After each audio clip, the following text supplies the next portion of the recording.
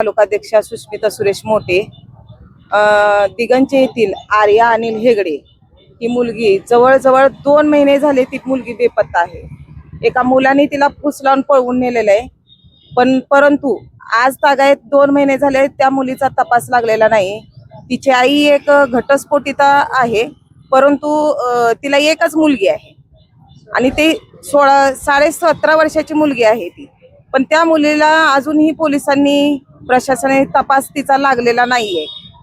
आज ही गोरगरीब महिला आहेत, त्यांची दखल कोण घेणार आहे? इथं त्यांना कोण हे करणार आहे? जर त्या मुलीला तपास करून नाही दिलं इथं, तर मी उद्या या ठिकाणी RPIच्या वतीनं रस्ता रोको आंदोलन करणार आहे। इथं ती मुलगी इथं सापडली पाहिजे, प्रशासनाने पोलिसांनी तिला शोधून आणली पाहिजे। इथं जर काही नाही शोधली तर माझं इथं तीव्र स्वरूपात आंदोलन होणार आहे।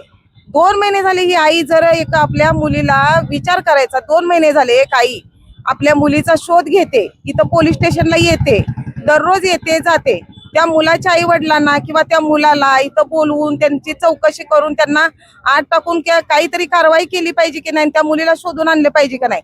एक तरुण मुलगी गेलेली आहे म्हटल्यानंतर त्या आईने करायचं काय? एकच मुलगी त्या आईला आहे। आज जर इथं आपल्या समाजामध्ये इथं जर मुलींना इथं जर सिक्युरिटी नसेल तर काय करणार काय आहे आपण? एक आई या मुलीला 2 महिने झाले शोधते, शोध घेते, येऊन जाते। जर सिक्युरिटी नसेल, महिला सुरक्षित नसतील ह्याच्यामध्ये तर करणार काय आपण?